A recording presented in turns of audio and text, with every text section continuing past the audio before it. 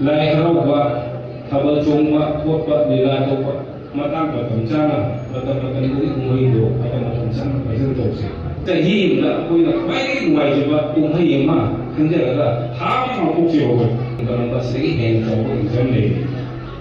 magda yagagi matam kai thokpa ngamgagi onusum ngamgagi suwe namsu mamni kena kai thokpiraga try tokni sukai hawi hawi hawi thabiru try to try to kayumba aduga koina success hoitadi ma'am किसु अमा कोप मन है ये थी अकोई के मौसम की नजर से तो मैं ये अमु कॉल का मुझे लेकिन को भी नों तू का तू थारो ये ना है मुझे कभी वो हम को बोला का मसा मो एग्जाम में पास हो गए इसी के लिए कोर्स में पढ़ी नहीं बोल बोले पे यार अकोई मैं बोला मैं इसे दूंगा ऐसे नहीं बा इमाय पासिंग हर नसिंग हासिंग नहीं मैं आपसे ai mapil to jodi irang to ba matam chang ko me se lai harauwa thaba chongwa khotpa lila tokpa matang matam chana matam uri kumaido ata matam chang paisang tokse akoi gi ni ko ga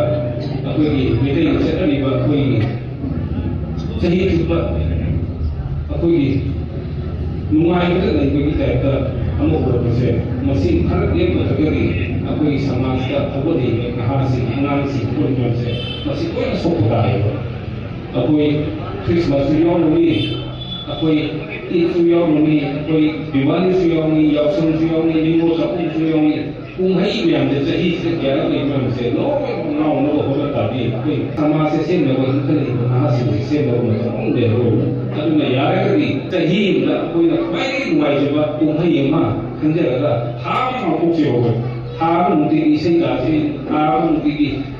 थावल सोंसी लीला तोसी के एक काय देवा तब तो वो अपने खंडर से कर्म बा